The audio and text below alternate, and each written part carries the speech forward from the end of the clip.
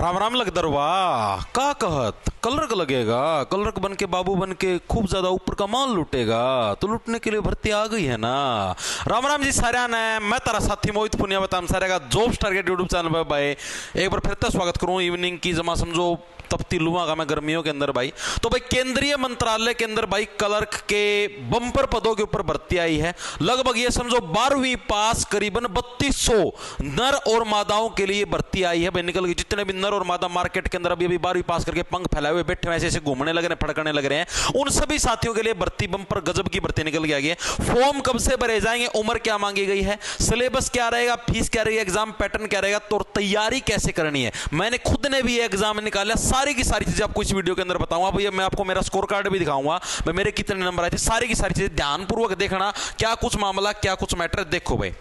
उससे पहले भाई अगर आप कोई भी कंप्यूटर जैसे अभी आप +2 पास किए हुए हो, अभी आप जैसे इसका फॉर्म भरोगे कलर के लिए और आपको जैसे साथ के साथ ग्रेजुएशन करनी है, तो भाई अगर आप घर बैठे ग्रेजुएशन करना चाहते हो तो भाई कुरुक्षेत्र यूनिवर्सिटी जो कि हरियाणा के कुरुक्षेत्र के अंदर है भाई, ये आपको ऑनलाइन डिग्री की सुविधा देने लग रही है। इस सुविधा के अंदर क्या है, आप घर बैठे अपनी BA, BSc, BCom, MA, MSc यानी ग्रेजुएशन, पोस्ट ग्रेजुएशन कुछ भी कर सकते हो। ठीक है, ऑनलाइन आपके एग्जाम होंगे, सब कुछ ऑनलाइन होगा, फीस भी ऑनलाइन जमा, सब कुछ। लेकिन जो डिग्री होगी उसकी वैल्यू दोनों की बराबर होगी। डिग्री के ऊपर कहीं पर भी ऑफलाइन या ऑनलाइन लिखा हुआ नहीं आएगा, दोनों की मान्यता बराबर होगी भाई। ठीक है, यूजीसी से मान्यता प्राप्त है, एनडब्ल्यूएसी के द्वारा A++ ग्रेड से सम्मानित है। हरियाणा की सबसे पुरानी यूनिवर्सिटियों के अंदर शुमार, आप लोग नेट के ऊपर भी सर्च कर सकते हो। एकमात्र ये यूनिवर्सिटी जो कि आपको ऑनलाइन डिग्री की सुविधा प्रोवाइड करने लगी। आप घर बैठे हैं अपने मतलब कि ग्रेजुएशन कर सकते हो। जुलाई 2025 के लिए एडमिशन ओपन हो चुके हैं। आप किस्तों के अंदर भी फीस दे सकते हो। जो भी साथी इंटरेस्टेड है, डिस्क्रिप्शन में आपको फॉर्म का लिंक मिल जाएगा, फॉर्म भर दीजिए। उसके बाद यूनिवर्सिटी वाले आपसे अपने आप कांटेक्ट कर लें, आपको जो भी डाउट हो, जो भी चीजें हो, सारी आपको बता देंगे भाई।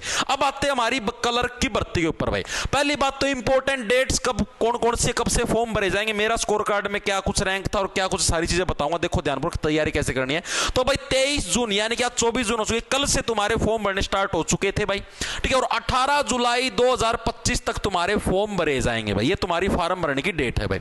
एग्जाम डेट कब है, एग्जाम डेट भी पहले ही देते हैं। ये 8 सितंबर से लेकर 18 सितंबर 2025 तक आपकी करीबन 10 दिन तक आपकी परीक्षाएं चलेंगी भाई। ठीक है जी। सैलरी कितनी, इसके अंदर 2 टाइप के क्लर्क है, एक लोअर डिवीजन क्लर्क है, एक डाटा एंट्री ऑपरेटर है। जो लोअर डिवीजन क्लर्क है, जमा तलियाड़ा क्लर्क है, उसकी तो 19,900 बेसिक पे है, भत्ते वगैरह मिल मुल के लगभग 35,000 के करीब सैलरी पहुंच जाएगी आपकी।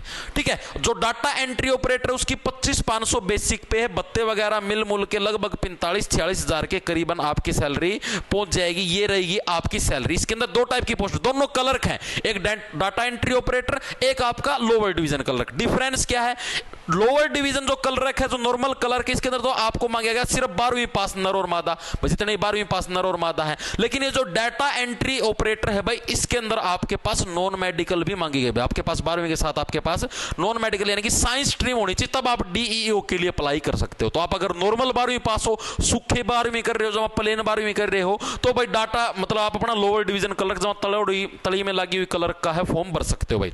उम्र कितनी, 18 से 27 साल के जितने भी नर और मादा मार्केट के अंदर घूमने लग रहे हैं, बेरोजगारी के दौर से गुजरने लग रहे हो, सारे के सारे इसके अंदर फॉर्म अप्लाई कर सकते हैं, चाहे आप कुछ भी कर रहे हो। ठीक है, लेकिन 27 साल से ऊपर के जितने भी बुजुर्ग प्राणी है भाई, वो इसके लिए फॉर्म अप्लाई नहीं कर सकते। लेकिन अगर आप कुछ ऐसी कैटेगरियों के अंदर शुमार हो जिनके अंदर उम्र के अंदर आपको छूट मिली हुई है, ठीक है, तो आप इसके लिए फॉर्म अप्लाई कर सकते हो भाई।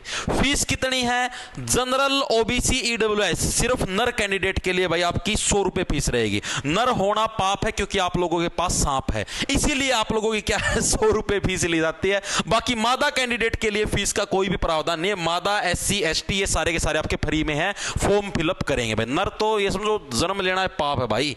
ठीक है भाई, तो ये आपका रहेगा मेनली फीस का मतलब सारा जो मोटा मोटा क्राइटेरिया फॉर्म का वो भाई। दूसरी चीज भाई आपकी, मैंने शायद क्वालिफिकेशन नहीं पता, क्वालिफिकेशन लिख रखी, क्वालिफिकेशन में 12वीं पास जितने भी नर मादा फ्रेश पीस जो भी मार्केट के अंदर आए हैं, जो भी ये चाहते हैं कि हम लोग बिल्कुल ताजा ताजा ही किसी ना किसी जॉब के अंदर चिप जाए और जवानी में ही हमारी शादी हो जाए, बुढ़ापे तक ना जाना पड़े, तो वो सारे के सारे साथी इसके लिए फॉर्म अप्लाई कर सकते हैं।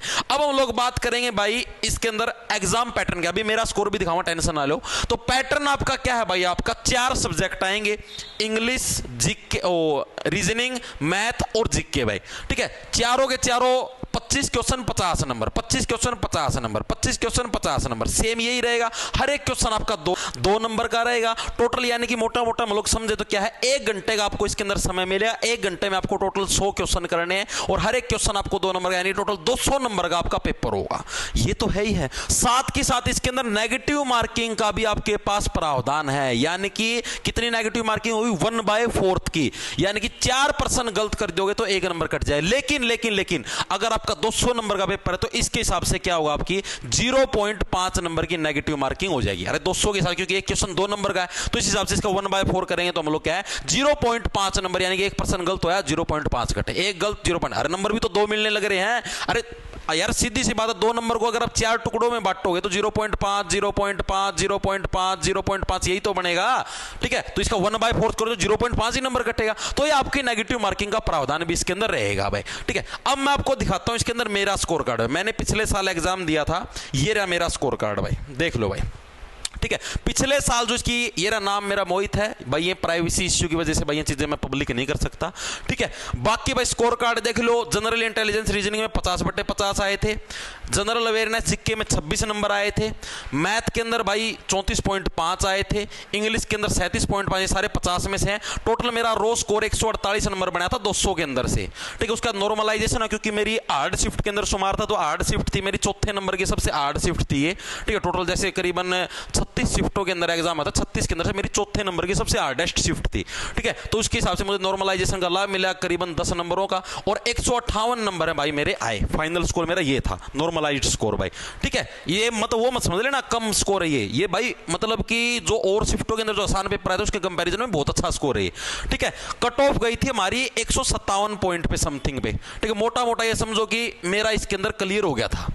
ठीक है, तो ये मेरा स्कोर कार्ड था 2024 का एसएससी सीएचएसएल का, जो कलर की भर्ती यही है, कंबाइंड हायर सेकेंडरी लेवल। ठीक है, एसएससी सीएचएसएल की भर्ती भाई। तो ये स्कोर कार्ड था। तो मैं आप लोगों को जो गाइडलाइन दूंगा गलत नहीं दूंगा, क्योंकि मेरे खुद ने ये पेपर निकाला, तो आप लोगों को जो मैं गाइडलाइन दूंगा वो भी बिल्कुल आपको अच्छी गाइडलाइन दूंगा। आप लोगों को तैयारी कैसे करनी है, पहली चीज तो आप देखो, अगर बिल्कुल फ्रेश बच्चे हो भाई, अभी अभी आपने 12th पास करी है और आपने आज तक कॉम्पिटिटिव एग्जाम की तैयारी नहीं की, तो आपका इस बारी के अंदर एग्जाम क्लियर नहीं होगा, परी भी नहीं निकलेगा, इस बात की गारंटी ले लो। कोई झूठे दिलासे दे, मेरा कोर्स ले ले, फलाना ले ले, वो ले ले, उससे पेपर क्लियर नहीं होगा भाई, सीधी सी बात है। यहां पर मैं आपको बताने लग रहा हूं, करीबन पहले आपको जैसे मैथ है, मैथ का सिलेबस बहुत वास्ट है, करीबन 9 महीने के अंदर तो आपका मैथ पूरा होगा अगर ढंग से करोगे तो।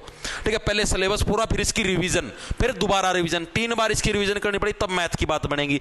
इंग्लिश के अंदर पहले इसकी टॉपिक वाइज आपको ग्रामर करनी पड़ेगी, ग्रामर के साथ साथ आपको वोकैबुलरी करनी पड़ेगी। ठीक है, वोकैब ग्रामर दोनों करनी पड़ेगी, वोकैब का पोर्शन ज्यादा आता है, ग्रामर का कम आता है इंग्लिश के अंदर, तो आपको साथ के साथ ये चीजें निपटानी पड़ेंगी। ठीक है, ये भी वोकैबुलरी कम से कम 6 महीने मांगेगी, वैसे तो पूरी तो 3 महीने में हो जाएगी। रोज का पैटर्न बना लोगे ना भाई, आज जैसे आपने पढ़ लिए 25 सिनोनिम पढ़ लिए आज के, ठीक है, और 25 आपने क्या पढ़ लिए, 1 वर्ड पढ़ लिए, पेयर बना लो सिनोनिम 1 वर्ड का, डेली के रूटीन सेट कर लो, 25 पढ़ने हैं।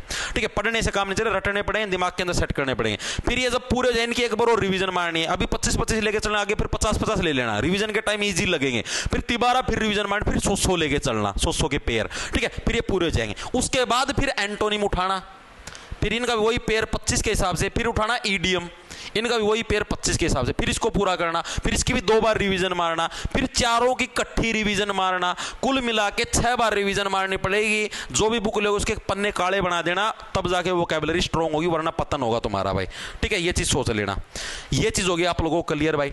उसके बाद आती है रीजनिंग। रीजनिंग एक बार सिलेबस पूरा कर लो, किसी का भी बैच लेके कहीं से भी, उसके बाद प्रैक्टिस सेट देते रहोगे, रीजनिंग हो जाएगी और कोई दिक्कत नहीं। जीके के लिए आप अपना कोर्स प्रेफर कर सकते हो, मर्जी आपकी, जॉब्स टारगेट के नाम से अपना ऐप है, आप डेमो के लिए डेली दिन में 3:15 बजे जीके की क्लास होती है, आप उसको भी ज्वाइन कर सकते हो, मर्जी आपकी। अगर आपको पसंद आए तो ले लेना, ना पसंद आए तो मना कर देना, कोई दिक्कत की बात नहीं। ठीक है, तो ये आपका करीबन सिलेबस ये समझो लगभग 1 साल के अंदर आपका अच्छे से सिलेबस पूरा होगा।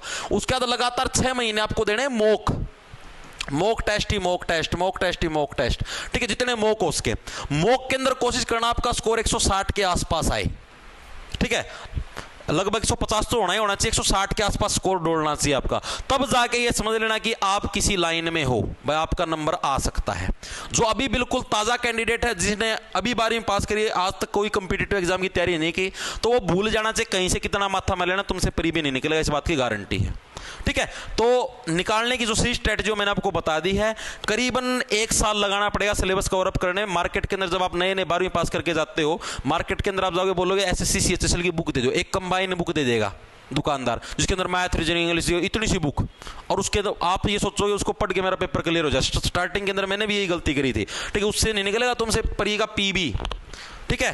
हर एक सेक्शन की अलग बुक लेना और वहां से पढ़ना, किसी का कोर्स ले लेना वहां से पढ़ लेना, और इनको पढ़ के साल 1.5 साल अच्छे से तैयारी करो, उसके बाद 5-6 महीने मॉक लगाओ, फिर पेपर दो, एग्जाम धड़ाले से निकलेगा, ठीक है। तो इस स्ट्रेटजी को आपको अपनाना, तब जाके सिलेक्शन हो, बाकी से कितना माथा मार लेना, ठीक है, सिलेक्शन नहीं होगा, पैसे वेस्ट करोगे, समय की बर्बादी करोगे, ठीक है भाई।